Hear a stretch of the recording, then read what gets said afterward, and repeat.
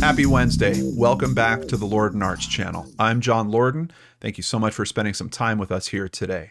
Before we get into today's topic, just a quick reminder, we are off all of next week, except for the show Seriously Mysterious. So the podcast Seriously Mysterious still will be released on Tuesday, but all of our YouTube releases will be off next week. We're coming back on Monday, May 9th, so please join us back then with a brand new episode of Case Cracked.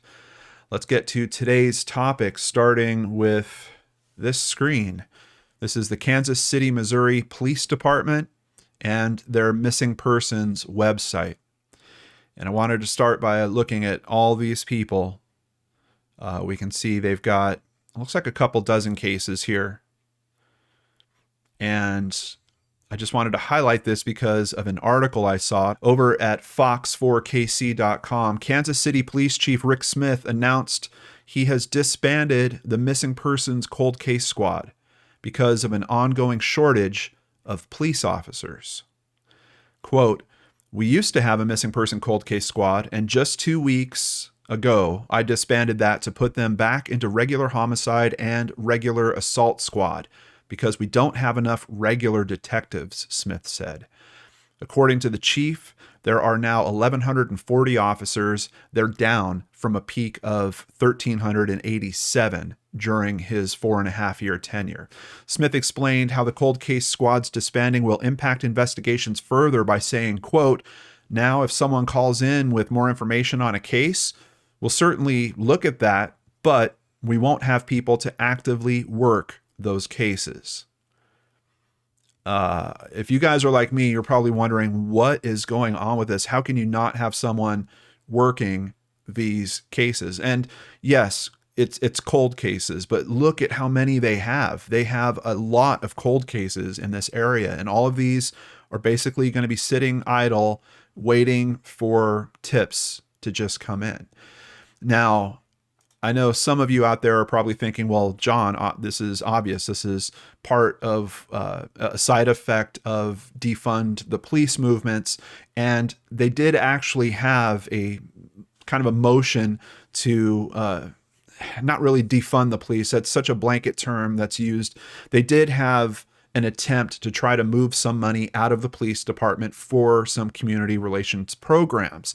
Is that what is the cause of this? I'm not exactly sure, but let's go ahead and learn a little bit more about that over at kcur.org. Since Kansas City Mayor Quinton Lucas proposed a plan in May, this is back in May of 2021, he proposed this plan in May to reallocate about 1/5 of the police department budget. He's faced blowback from Northland residents, the police department, and the Board of Police Commissioners, which is suing to get the plan thrown out. Lucas's plan does not defund the police and could even increase the department's budget, at least in the short term, by about $3 million. So what was this plan? Passed through 2 ordinances, the plan takes about $44 million from the police budget, which is about 1/5 of their $240 million, which from what I understand is the largest budget of all the public services for this city, and reallocates it to what the city is calling the Community Services and Prevention Fund. That money would fund community engagement, outreach, prevention, intervention, and other public services. City Manager Brian Platt and the Police Commission would negotiate how to spend that money. So the money is being almost like it's being earmarked for a specific type of usage. One that you have the city manager and the police commission still being a voice in terms of how that money is used, with the goal of essentially building better community services to hopefully deter some of the crime that is happening. The second ordinance assigns an additional $3 million for a new police academy class. I didn't find any detail on what that class is, but that is a service that you would think is certainly going to directly help the police department. But effectively, there's pushback on this. And keep in mind the timeframes we're talking about. So they're talking about earmarking this money in June of 2021. And honestly, I don't know if that's at the start of their fiscal year, if this is them actually preparing for the following year's budget. So I don't know if any money literally moves at this point or is moved out of their budget, let's say. But let's go ahead and learn what happens. Here at KMBC.com, we see as of October 2021, right in the headline, Judge rules Kansas City's reallocation of police funds violated state law. So effectively, it's just telling us once again about what the two ordinances were. But the judge disagreed, finding that the city violated state law and ordered the city to restore the funding to the police department. So that certainly makes it sound like the funding was moved in some way. However, we're talking about for a matter of a few months, and it's a fifth of their budget. Did that really impact the department in such a way that they said, okay, we got to cut our missing persons cold case unit loose? I don't think so, because this first article that we're looking at is not that old. It's from April 2022. And in it, he's saying that they had to cut just a few weeks ago. They had to cut this department loose. So I don't think this is necessarily a budgeting issue. And even the quotes that he's talking about, he's saying that they're just short of police. They're short of detectives, so they're reassigning those detectives to regular homicide and regular assault squads. Now, it's interesting because these quotes I'm pulling out of an article, which is them having a meeting about budgeting. They're basically starting to get their budget approved for the next year. So let's just, to kind of wrap this up, let's take a look at what's been going on with their budgets. Thankfully, they do have this website. They're kcpd.org/transparency/budget and finance. They've got their whole fiscal year budgets here going all the way back to 2015.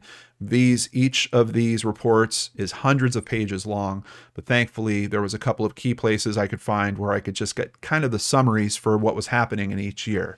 So for their total allocated budgets, we see in 2018, they're at $248 million. 2019, it goes up to $255. 2020 goes up to $266. 2021, there is a 3.6% decrease. It goes down to 256. And I don't know if that is in response to what's going on with COVID at this time. If I honestly can't find any explanation for why the budget goes in that direction for that one particular year. But in 2022, they got their budget approved for $269 million. So seeing that their budget is actually pretty much steadily increasing outside of 1 year where there was a minor decrease and they more than made up for that the following year. What's going on? Why would you need to shut down a cold case missing persons department? Well, there might be something else at play, kind of more of a mindset about these jobs in general, and police maybe not wanting to stay in those careers as long as they used to. And some of this actually came up when I interviewed Detective Turner from the Shelby, Ohio Police Department. We've interviewed him for several different releases that we've had here on the channel and on Seriously Mysterious.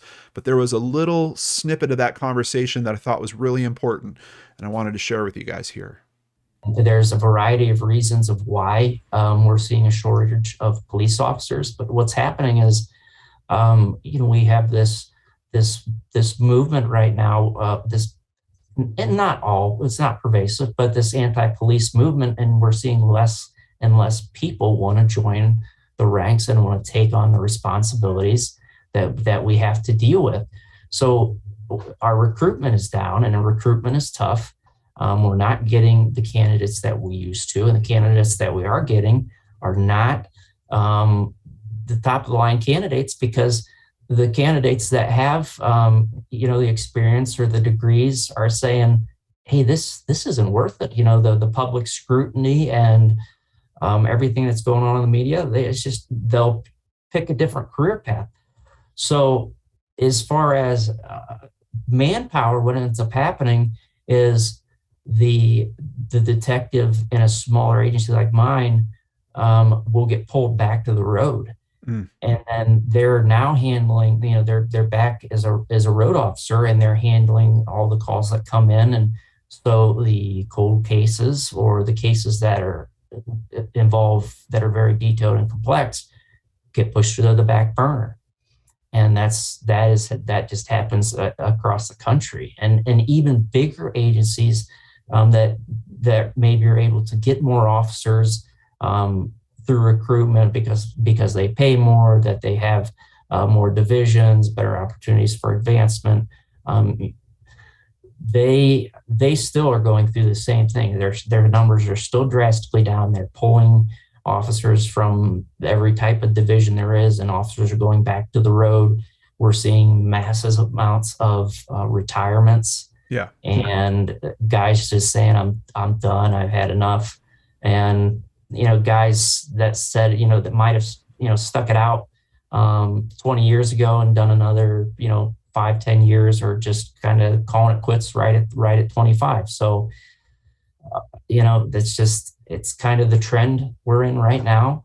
And this in the movement that's going on against the police, and that's a whole nother topic. But that movement, it has reverberations throughout the entire department, and you see it in these older cold cases, is that the resources are allocated to the first line of defense, which is the patrol unit, and then from there it goes to the newer and more immediate cases, crimes of violence, murders that have just happened. And then the older cases just keep getting pushed farther and farther back as you stack on newer cases. So that's the reality of the way things are right now. Yeah. Based on that, it sounds like maybe this isn't a matter of budgeting at all. Maybe this is just the public's perception of what that type of job is, and does anyone even want to take it? What do you guys think? Let's talk about that in the comments down below. Once again, quick reminder, we're off next week, back the following week, but we do have a very special Searchlight Update episode coming this Friday. It's an interview with the daughter of John Shadden. That's a case that we profiled only a few weeks ago. Bunch of new details and very heart-wrenching insights from someone directly affected by his disappearance. So I hope you'll join us for that. Take care, and I'll see you again here on the Lord and Arts channel.